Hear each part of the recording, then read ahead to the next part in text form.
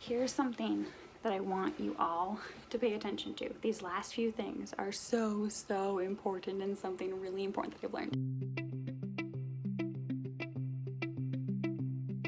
What's up everyone? My name is Mariah, and I just wanted to bring you a quick video of a whole bunch of things that I've learned in a year of having my son Solomon. I hope that this can be helpful to someone out there. I know that I still struggle with a lot of these things, but I just want to voice them and say them because I'm hoping that they can help someone else, and also it's just a good reminder for me that I'm really doing okay. Okay, the first thing I really want to mention is time really does move so fast. It feels slow sometimes in the moment when you're up all night with your baby because they won't go to sleep, because they're teething, whatever's happening, whether you know or not. Time really moves fast, so try your best to not get stuck in a moment of frustration, and just remember this time is going to go so fast, and before you know it, your baby's going to be 3 months, 4 months, 5 months, 10 months, a year old, 2 years old, and you're going to wish sometimes that they were still little. As soon as you feel like you figure something out, usually something changes. So sometimes it's nice to have those little victories, but just know that when your baby is little, they're constantly changing and developing and learning new things, and that is super great. So even though sometimes something finally works out for getting them down for a nap, or something finally works out for figuring out why they're crying, it's probably going to change again. So just remember that sometimes you just have to go with it. You just have to try your best to adapt and just go with it. As hard as it is, really try to just enjoy all those moments. I know that it can be very difficult when your baby is screaming in the middle of the night and all you want to do is sleep, but really just try to enjoy that moment with that little baby, because again, time moves so fast. This is something I'm going through right now, teething. Pretty sure my baby's teething because he has some swollen gums, he's been drooling a lot, he's been not sleeping great, and he had previously been doing okay. Teething is so confusing. You'll hear a mom or a dad say, oh, my baby is teething right now, they kept me up all night, but maybe it isn't even teething, and sometimes teething can last for what seems like weeks or even sometimes months. So just know, teething is confusing. They're just gonna need you to be there for them, whether that means nursing them more during the night, whether that means cuddling with them, pulling them into your bed, whatever you need to do to comfort that little baby when their mouth is bothering them. They don't know how else to voice it besides crying. Teething is really just confusing. Baby sleep is also confusing. I literally have no idea about baby sleep. Something that I found out way too late in the game was once your baby reaches their birth weight again, you don't need to worry about waking them up every 2-3 hours during the night to feed them. I kind of feel like that messes up a little bit because my son has never been a good sleeper, but no matter what, baby sleep is confusing. Babies don't always know, even when they're tired, just to fall asleep on their own. So figure out new things, whether it's rocking, whether it's bouncing, whether it's keeping your hand on their chest, whatever works or doesn't work, switch it up, try new things. It's confusing. If your baby is screaming at the top of their lungs, you're trying everything, and you're starting to panic, it's really better to just lay your baby down again, step out of the room for a minute, have someone else go in, whether it's a spouse, a partner, a friend, whoever, to go in if they can. Otherwise, it's okay to step out for 2, 3, 4, even 5 minutes to just get yourself back together, because the more you freak out, the more that baby's going to continue to freak out. Sometimes all you really need to do is just take one deep breath. I find this is really helpful, especially if I feel like I'm starting to get anxious. If I just take a deep breath, try to relax, center myself again, that really helps a lot. Now, this is something that I have struggled with consistently, and I still struggle with this. Let others help. I have a really hard time asking for help. I feel like it's a burden on other people. I don't feel like I should. I feel like I'm the one who had the child, so I'm the one who should be taking care of him. It is okay to ask for help if you need it, especially if you feel like you really need it. Just ask for help. Also, if people are offering to help, I mean, obviously this is a weird time with COVID, and it's hard sometimes to actually have somebody else to help. If you can, try to have somebody else help. I also struggle sometimes with just letting my husband do more stuff. So the more that you can just relax and realize it's going to be okay, that child is going to be taken care of. If you have any specific requirements, let those be known. But let your spouse, let your partner, let grandparents, let other people help, especially if they want to. Try not to deter them too much, because then they'll probably stop asking. I need to accept help more and also ask for it. This is something really important to remember. I have a really hard time with this because I see other people on Facebook or on Instagram sharing all these cute pictures of their babies or like really cool things that they did. They went somewhere, they went on a trip, whatever. It's really easy to share the good moments. So sometimes it gets to be hard thinking that somebody else is doing really great and you're not. People don't share the bad moments. Everybody has hard moments, bad moments, things they're not proud of when they're parenting. Just remember, easy moments, good moments, those are the things people share, but everybody has those struggles. Kind of the same, but a little bit different, is don't compare yourself to others. I struggle with this every single day, and it's so easy to think, well, they're doing great. It's easy for them. Look at how happy they look. Look at how nice their baby is acting. You're just seeing those good moments. Again, everybody struggles. Some people feel much more naturally inclined to parent, whether you're a dad or a mom. Some people don't. I don't always feel like I'm a supernatural mom, but that's okay. The important thing is that I do what's right for me and what's best for me and my family, and that I try my best not to compare myself to others. Remember that it is okay to do you. And don't forget to take care of yourself.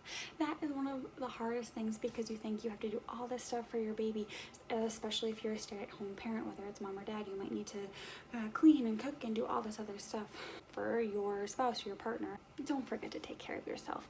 Whether that is going for a 30-minute drive, whether it is going to the gym to work out, whether it is just sitting in the bathtub, taking a little bit extra long of a shower, whatever it is, just so that you can take care of yourself and feel better, do it. For me, a big part of that is going to my boxing classes. Right now, I'm only really able to get to one a week, which is kind of a bummer. I'd like to get to more, but even just that one a week, getting out of the house by myself, without anyone else, without my baby, is really good for me. It's also okay if you don't get everything done.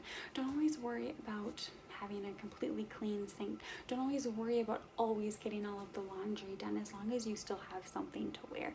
Don't worry that you always need to have your place swept and vacuumed. If that is something that you do to take care of yourself, do it. I know for me, at the end of the day, and even sometimes during the day, I feel better just kind of putting away toys and cleaning things up, because I feel like it's easier to just feel mentally sane when there's not chaos in my apartment. But if that's too hard for you and you don't want to, don't. It's okay to leave the toys out. They're going to be pulled out again. It's okay if your laundry basket is overflowing a little bit. You'll get to it when you need to. Just be sure to do what is comfortable for you, what you feel good about, and what isn't going to stress you out too much, especially in the beginning stages when you have a newborn and your body's also doing so much recovering. It's okay to take it easy.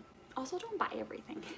I have found that a lot of people want to get rid of old baby clothes, and so they'll give you stuff. So if you have friends, family members, anyone that has a child, just remember people are probably going to give you stuff. It's okay to ask too. Maybe you have a friend who had a child and you're wondering if they have anything you could borrow even.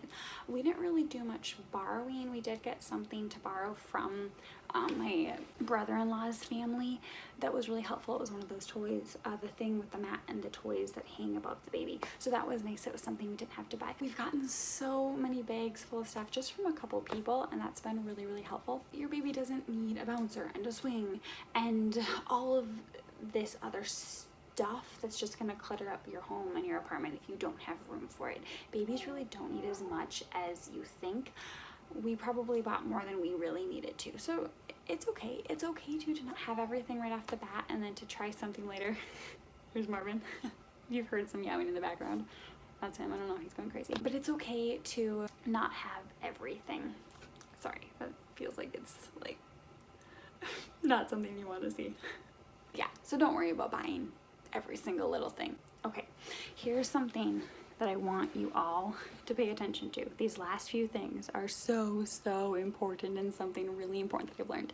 In the beginning, when my son would just not sleep very long, and it was so frustrating to me. He'd take these short little naps. He wouldn't sleep well at night. I'd hear about these babies who were sleeping through the night at 3 or 4 months, and that was just not my kid. I would search and search and search online for how could I make this baby sleep. And I found myself getting kind of down into the rabbit hole, so to speak, of this, how do I get my baby to sleep? Some kids are just that way. It is okay if your baby is not sleeping through the night. It's okay if your baby is. It's okay if your baby doesn't want to nurse. It's okay if they take formula. It is okay if there's all these different things, as long as your baby is healthy. Don't get stuck down the rabbit hole of researching and researching and researching. Sometimes what's best is just your natural instinct. Just do what feels comfortable for you. You can read parenting books. You can do the research. It's great to do that. I would say try to do more of that ahead of time. And if you find yourself doing that too much, just stop. It's not healthy. I've done that and it just wasn't good for me. I still will do research sometimes. I found as soon as I stopped doing all that research, I was able to relax a lot more about it. And even though my son has never been a good sleeper, he's had actually more recently some better nights, although now he's teething, so that's the whole thing. But it just made me feel a lot better. Okay, here are my last 6 things that are so important. I am still working on these, but they're so important to learn, and they're things that I have learned in my year of being a mom. You are what is best for your baby. No matter what, you are what is best for your baby. Even if someone else is taking care of your baby for a large portion of the day or the week, you still are what is best for your baby. You are the most important thing to your baby. Having time with your spouse or your partner, that is so important. Even if it's half an hour to watch a TV show together, make time for each other. It's really easy to get so caught up in what you need to do for your child, which is also obviously important, but it's so important to keep your relationship strong with your partner, your spouse. Make sure you make time for each other. It's okay to not know.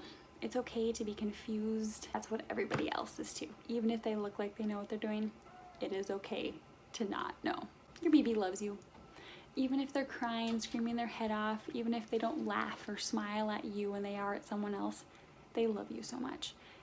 No matter what, your baby loves you. Your body is amazing, especially if you are, I don't know if I'm talking to any dads out there too, but this one is maybe specifically for moms, both, but specifically for moms.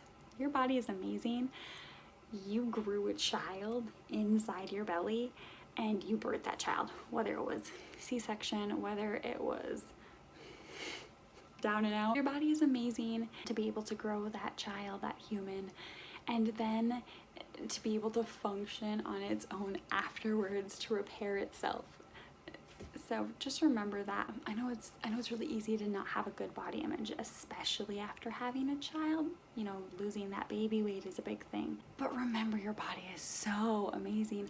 I've always been, honestly, a fairly thin person and a fairly well-fit person, but I've still never really felt that great about my body and myself.